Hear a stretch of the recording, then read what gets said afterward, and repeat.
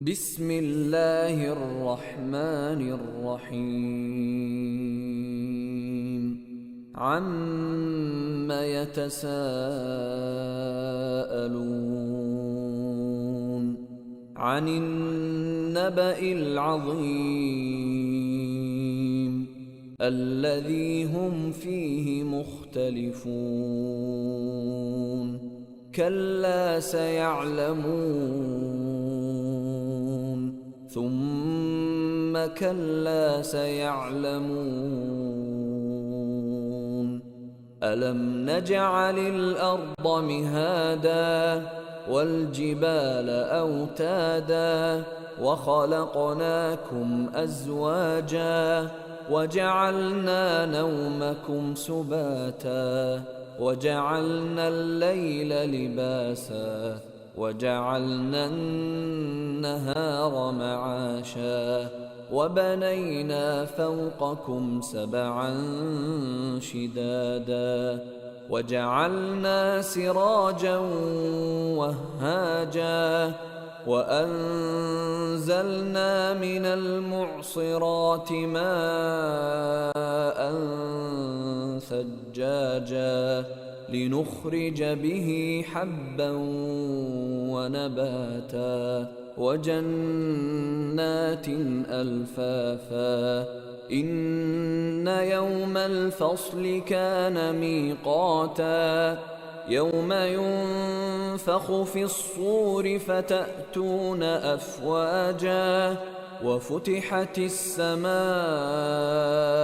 فكانت أبوابا وسيرت الجبال فكانت سرابا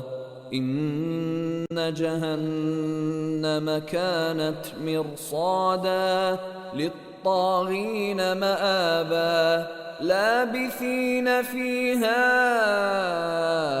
أحقابا لا يذوقون فيها بردا ولا شرابا إلا حميما وغساقا جزاء وفاقا إنهم كانوا لا يرجون حسابا وكذبوا بآياتنا كذابا وكل شيء أحصيناه كتابا فذوقوا فلن نزيدكم إلا عذابا إن للمتقين مفازا حدائق وأعنابا وكواعب أترابا وكأسا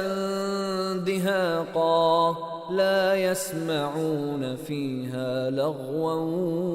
ولا كذابا جزاء من ربك عطاء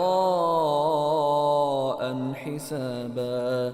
رب السماوات والأرض وما بينهما الرحمن لا يملكون منه خطابا يوم يقوم الروح والملائكة صفا لا يتكلمون إلا من أذن له الرحمن وقال صوابا ذلك اليوم الحق فمن شاء اتخذ إلى ربه مآبا إنا أنذرناكم عذابا قريبا يوم ينظر المرء ما قدمت يداه يوم ينظر المرء ما قدمت يداه ويقول الكافر يا ليتني كنت ترابا.